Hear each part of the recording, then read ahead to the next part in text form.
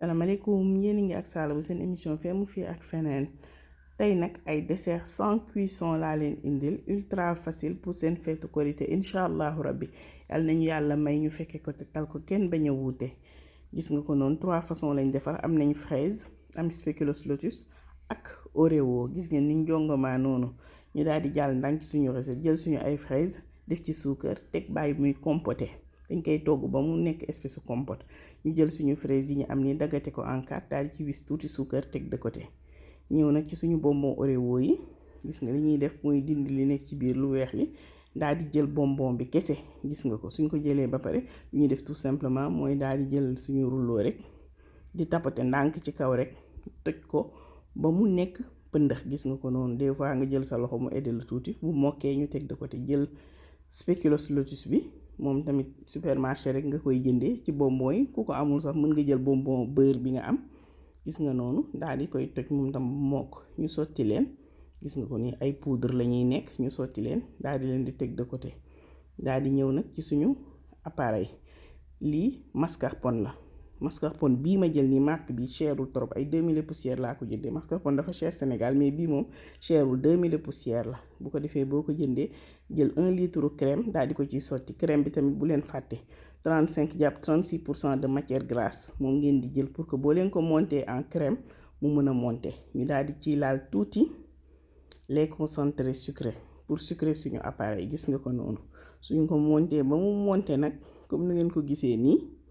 voilà ñu daal di koy séparer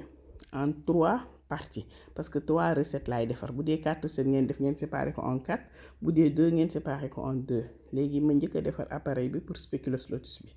damay jël sama pâte spéculoos lotus moom tam supermarché lay jaay ñu daal ciy def ñaari kuddu yu mag wala ñetti yu ndaw gis nga daal di koy fouetter daal di dajale suñu crème jël ci bonbon spéculoos lotus bi tuuti daal di ko cay laal gis nga ko mu apporter benn couleur bu subtil léegi ñu ñëw ci goût oreo bi jël suñu crème gis nga ko noonu nature la li ñuy def mooy sotti ci bonbon oreo bi ak crème bi génne ci bonbon bi bu leen neexee ngeen def ko ci léegi ñu jël suñu ay verre ci spéculoos lotus bi la ñuy njëkkee daal ciy def bonbon bi gis nga ko bu ñu defee bonbon bi daal di def bonbon oreo bi tamit gis nga ko ci taat bi mu ngi noonu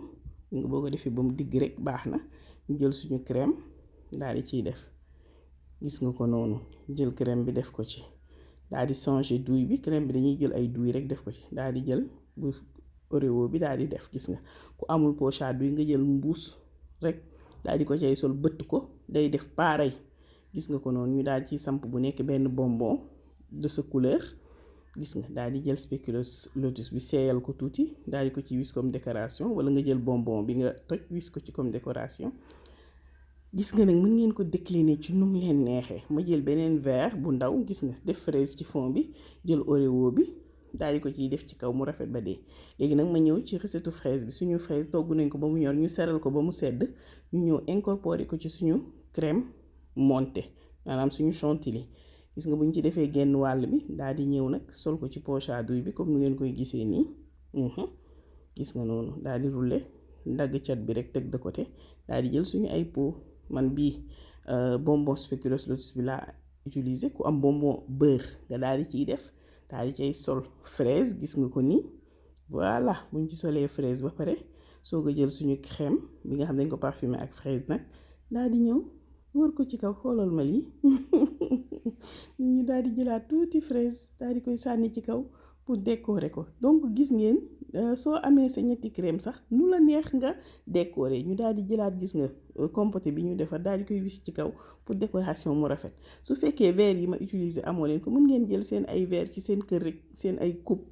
wala verrine yi ngeen am en verre loo leen am rek mën ngeen ko defaree gis nga bu ko defee ñu daal di defaat boobu moo def fraise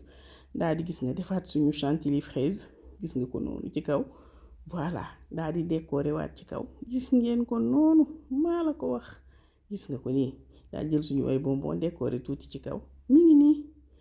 yomb la def bay bëgg a dee xoolal ma lii daal di jëlaat sirop ba compote ba wisaat ca kaw mu gourmand bay bëgg a dee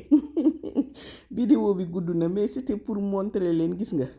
ni ñu mën a def yépp pour am suñu ay variété dessert nga teg ko ci sa table nii rek incha allahu rabbi yàlla nañ ko fekkee jour korité amee lu bari ngay am xoolal ma oreo ba jëlal lii gis nga ko nii ñu daal ni déete waay suñu spéculoos lotus daal di ñëw ñu ne déete waay fraise ba daal di ñëw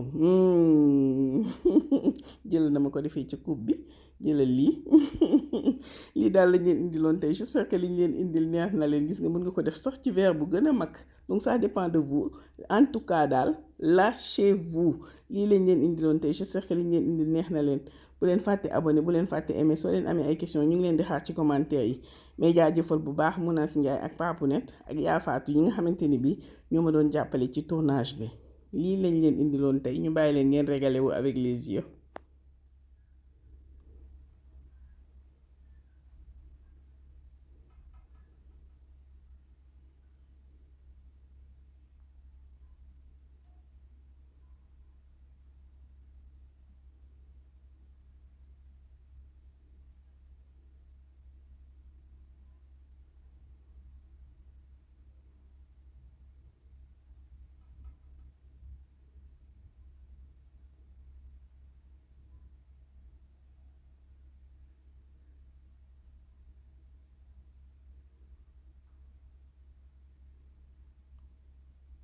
ñu daal di koy ñam